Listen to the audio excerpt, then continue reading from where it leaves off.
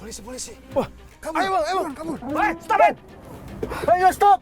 Jadilah saya penjahat karena saya harus hidup dan saya menjadi manusia liar sehingga semuanya saya kerjakan. Ilmu menghilang itu hanya bisa digunakan bila kau dalam bahaya dan untuk kebaikan. Saya bertambah jahat terang-terangan merampok, melawan polisi. Awak rasakanlah. Berdiri!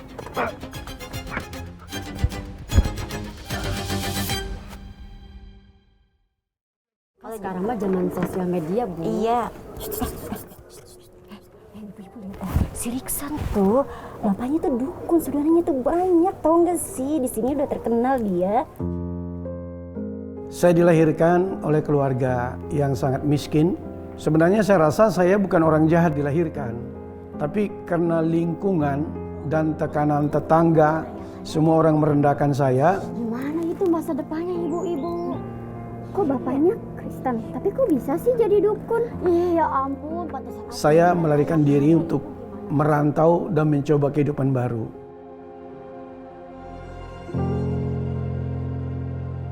Capek kali, Bah. Ngantar lamaran sana sini nggak ada yang terima. Tapi tekanan-tekanan dalam kehidupan, pekerjaan juga tidak kunjung tiba. Rasanya saya merasa gagal. Ya, maaf ya. Seperti nggak ada apa ya? Enggak ada, udah penuh. Ya udah, Pak. Ya. Kalau begitu terima kasih ya, Pak ya. Iya, sama-sama. Selamat siang. Permisi, Pak. Siang, Ya, Pak. mari.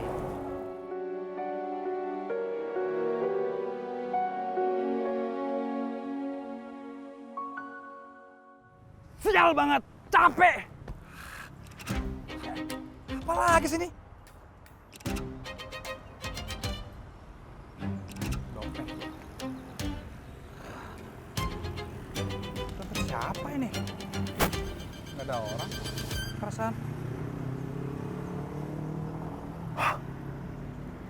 Duit semua. Wah. Rezeki gua nih. Hah? Simpan. Udah begitu kawan.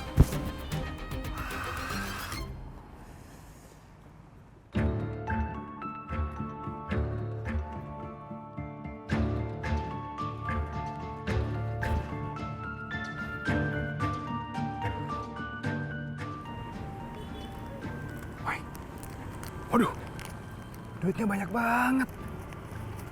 Wow, serius nih? Hah? Waduh, duit semua. Hah? Rezeki gua nih. Daripada gua capek sama kerjaan gak terima, mending gua jadi orang jahat sekalian, ya nggak? Jadilah saya penjahat karena saya harus hidup dan saya menjadi manusia liar sehingga semuanya saya kerjakan. Minuman keras jadi kehidupan saya, judi jadi kehidupan sehari-hari. Bertambah jahat saya merantau Pangkalan Merandan. Saya tambah jahat merantau lagi pindah ke Pekanbaru. Di Pekanbaru saya betul-betul jahat karena saya harus hidup. Saya belajar perdukunan supaya anti tembak, anti tikam sampai saya bisa menghilang. Ada keperluan apa kau datang ke sini anak muda? Guru, saya datang ke sini untuk belajar ilmu menghilang, Guru. Saya sangat butuh ilmu itu, Guru. Tolong, Guru. Untuk apa kau butuh ilmu itu? Untuk menjaga diri, Guru. Dengar, ilmu menghilang itu hanya bisa digunakan bila kau dalam bahaya dan untuk kebaikan. Bukan untuk masuk ke rumah orang dan merampok. Gitu ya, Guru. Tapi saya tetap bisa menghilangkan, Guru? Bisa. Tapi kalau kau melanggar pantangannya, kau harus terima konsekuensinya. Karena saya sudah merasa luar biasa ini ilmu yang saya pegang ini, saya pikir untuk apa hidup di Indonesia. Lalu saya merantau ke Singapura. Di Singapura, karena tidak ada lagi kenalan siapa lu siapa gua, saya coba mencari pekerjaan untuk jadi baik. Tapi saya tidak mendapatkannya.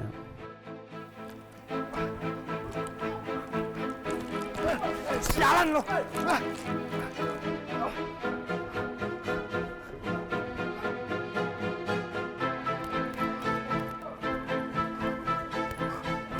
saya bertambah jahat, terang-terangan merampok, melawan polisi.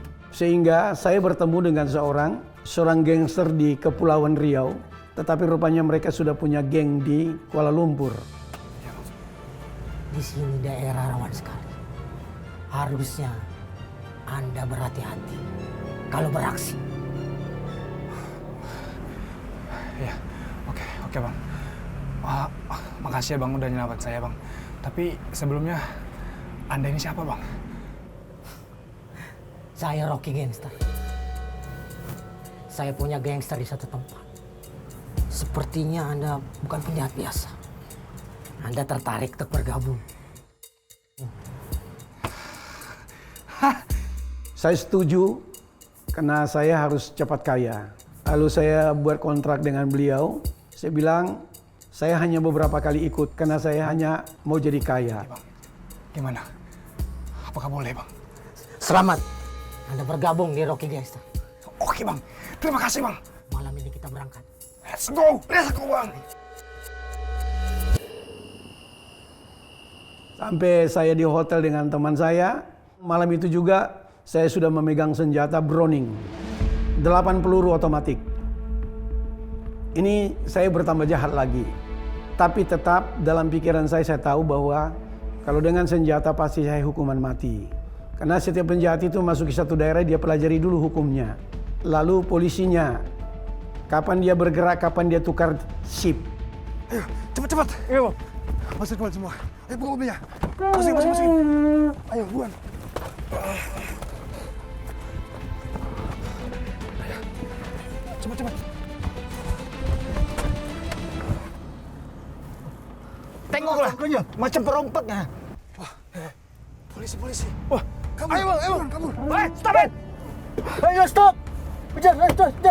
Satu kali, satu perampokan di keluarga kerajaan ya, bangsawan Malaysia. Kami melarikan banyak barang ya dan emas begitu banyak. Waktu kami keluar, kami sudah hitung pertukaran polisi, sip di sana. Waktu itu kami keluar, tetapi rupanya memang itu, saya bilang sial, tapi rupanya rencana Tuhan. Mobil kami kepergok dengan polisi yang mau sip. Kawan saya pengendara gugup sehingga polisi curiga. Sehingga terjadi kejar-kejaran seperti di film-film western.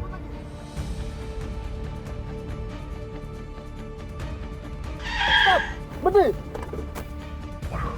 Polisi ini gawat nih. Ayo! Angkat tangannya!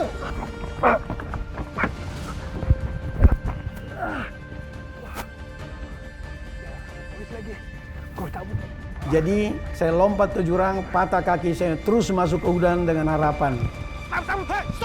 Ternyata driver saya kena tangkap. Pak!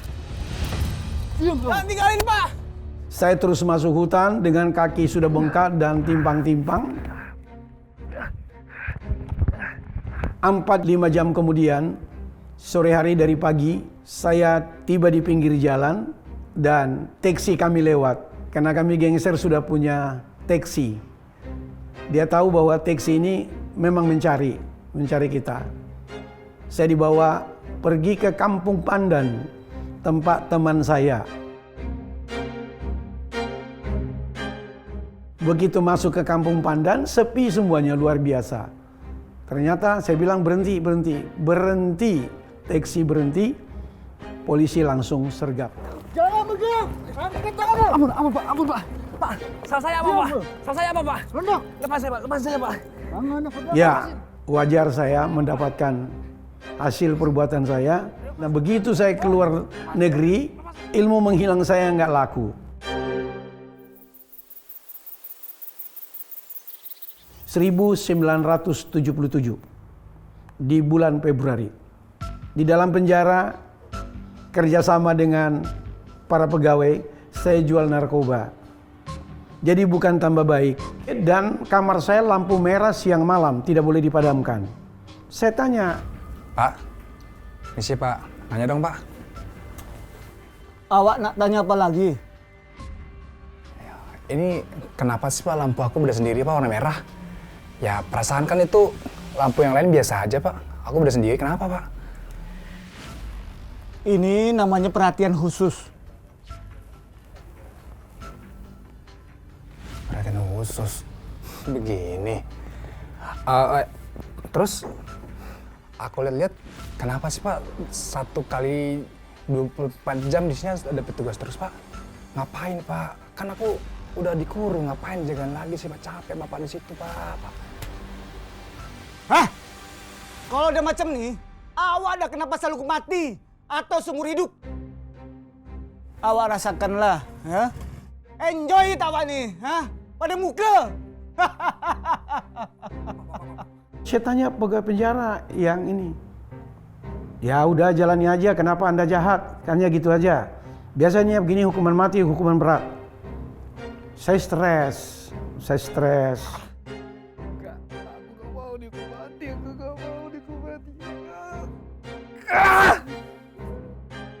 Aku gak mau dihukum mati. Aku gak mau dihukum mati. Aku lepas dari sini. Aku tuh orang kaya. Pak!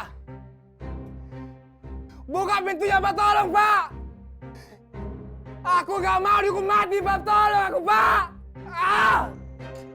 Lalu dari mana pemerintah Indonesia tahu? Saya tidak tahu, tapi mungkin itu dari berita atau kedutaan. Saya tidak tahu, tetapi polisi itu datang ke penjara, investigasi saya. Ya memang dia semangati saya. Enggaklah, kamu gak akan hukuman mati. Ya, tak usah putus asa ya. Sebulan kemudian saya sidang, ternyata memang diputuskan 7 tahun, tidak jadi saya hukuman mati. Puji Tuhan. Nggak ada dah tahu terima kasih sama Tuhan, mana tahu lah penjahat terima kasih sama Tuhan. Cuma senang aja karena terancam hukuman mati, ternyata 7 tahun rasanya udah masih ada hidup kan gitu. Jadi nggak pikir terima kasih Tuhan, nggak ingat lah. Sampai kapan kayak gini? Kapan aku dibebasin ya? Jadi ketika itu Paskah, ada seorang teman masih sangat muda, dia dihukuman life sentence, seumur hidup. Namanya Peter Har, ya, Peter Har. Saya lihat dia enjoy.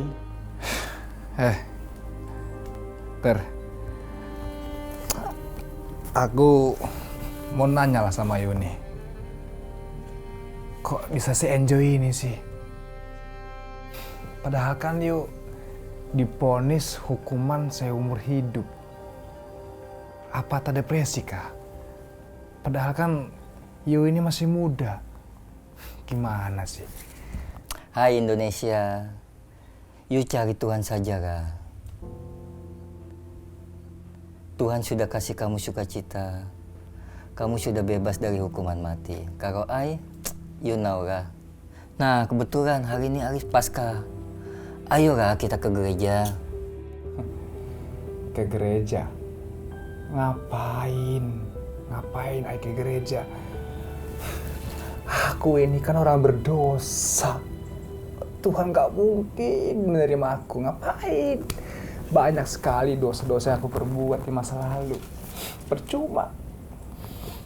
Percaya kah?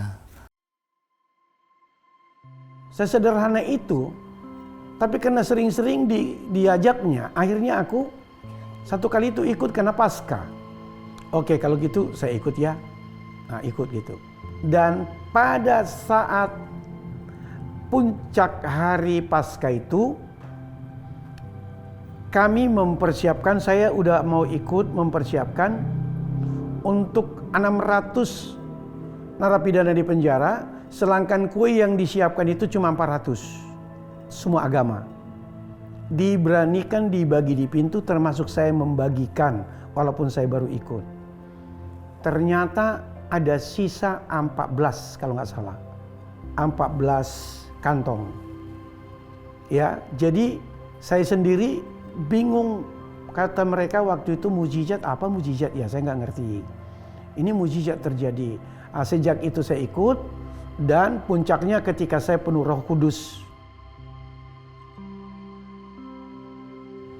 Waktu saya penuh Roh Kudus itulah puncak semuanya saya menyerahkan hidup sama Tuhan. Sejak itu saya baca Alkitab. Penjara akhirnya saya manfaatkan menjadi training melayani.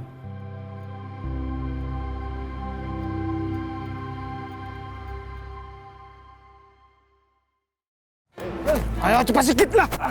Lepas saya Pak. Jangan cakep Pak. Saya mendapat saya Pak.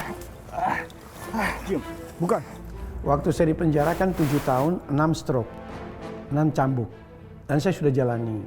Tanggal 27 Februari 1982, polisi datang menjemput saya.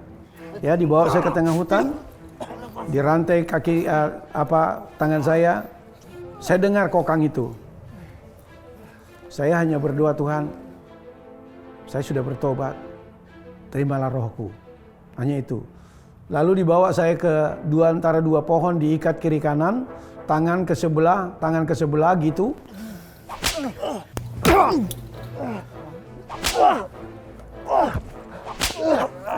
Sekali lagi. Dicambuk sampai saya sadar, tak tahu berapa lama saya dicambuk. Jadi punggung saya semua habis bekas cambukan.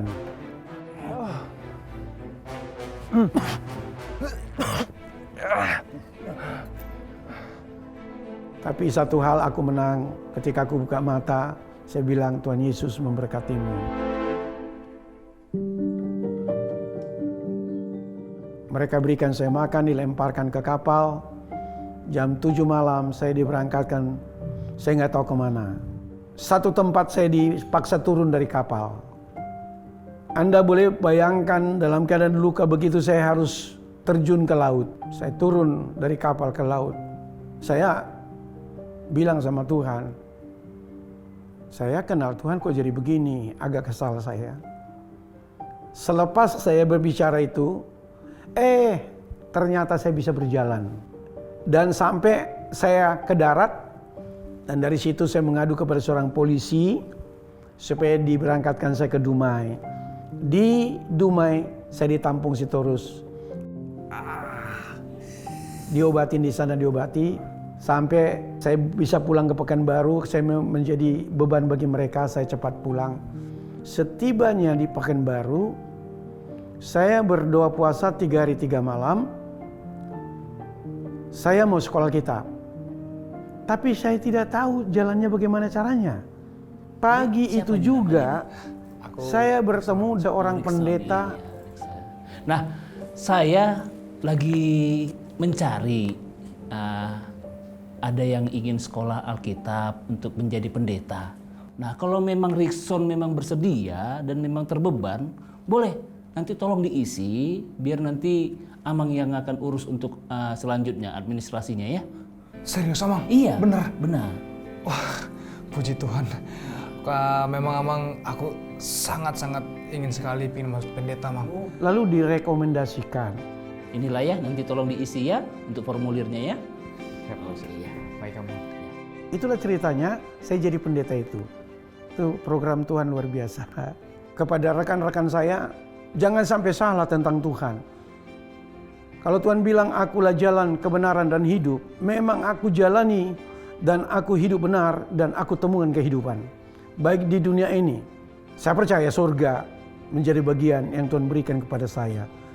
Kepada rekan-rekan yang ada di penjara, jangan putus asa, aku dari penjara. Kamu hanya berapa tahun, aku terancam hukuman mati. Hei anak-anak muda dan teman-teman yang ada di rumah-rumah bordil, saya katakan kepada saudara, tidak ada jalan keluar kita selain Yesus Kristus. Ambil kesempatan yang masih Tuhan berikan ini. Jangan karena sakit kamu datang kepada Tuhan. Ya, jangan karena ada masalah kamu datang sama Tuhan. Baik-baiklah datang kepada Tuhan, mungkin kamu akan dipakai Tuhan luar biasa. Terima Yesus dan cari Tuhan dari awal. Semuanya pemirsa Solusi katakan, Tuhan berikan saya bukan hanya janji surga, tapi di dunia pun Tuhan berikan saya kelimpahan. Sahabat, dari kisah ini kita belajar tentang kejatuhan, pertobatan, dan pemulihan. Sebuah bukti bahwa Tuhan sanggup mengubahkan hidup seseorang yang mau datang kepadanya. Namun jika hari ini kamu sedang merasa lelah, letih, dan memikul beban yang berat, ingat kamu tidak perlu melewatinya sendirian. Ada Allah yang peduli dan ada kami yang siap untuk mendengarkan ceritamu. Kamu tinggal menghubungi nomor yang ada di bawah ini dan kami akan siap menemanimu dan mendukungmu di dalam doa. Kami tunggu ya. Ingat, Tuhan Yesus sangat mengasihimu dan apapun permasalahanmu, di dalam Tuhan pasti ada solusi.